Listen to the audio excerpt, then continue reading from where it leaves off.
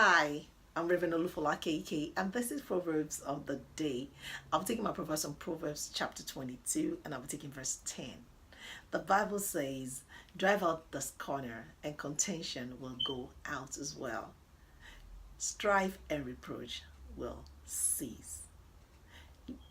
Scorning is a very terrible way of communicating with people.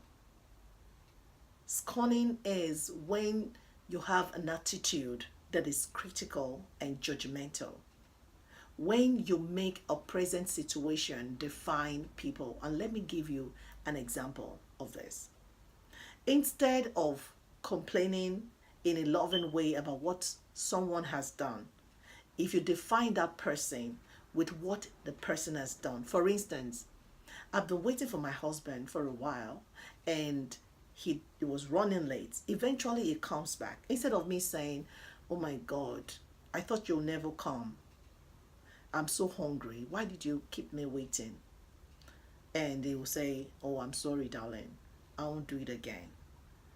If I go this way, you are very insensitive. This is what you always do. You never consider how I feel. I have defined him by what has just happened. So I'm not just complaining, I'm now judging him. I am defining him by the situation. What of the other times he had come early and on time? Do you know the reason why it's difficult for a lot of us to communicate with unbelievers? They don't want to do anything with Christians because they believe we are judgmental, we are critical. We define them because of what they are doing. Do you know that my committing a sin does not make me a sinner? That is the way God sees me. God does not judge me based on what I do.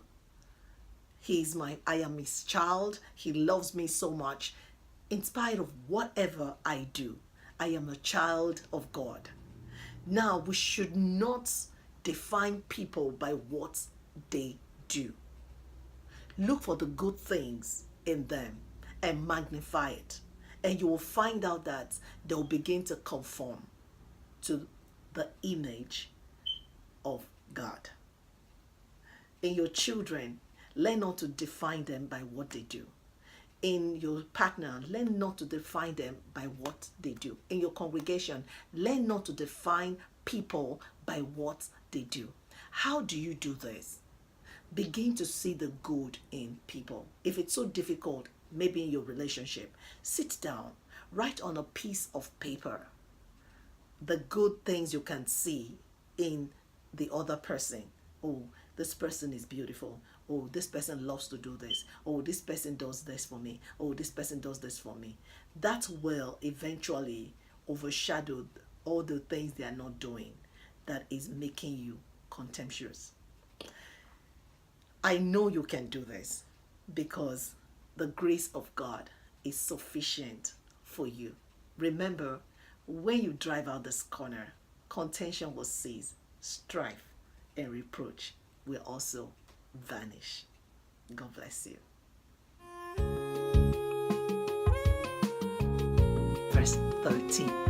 I've discovered that in my life, if I can just sit down and put myself together to read instruction.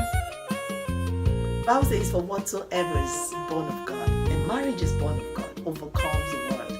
And this is the victory that overcomes the world, even our faith. I only one person that can feel your life and feel your heart and feel your mind and meet you at the point. Other means, to communicate. Communication is I speak and you hear me.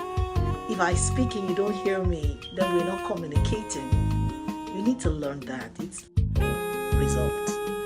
You can't be double-minded. Be focused. Let your gaze be straight. You want to serve God. Serve God.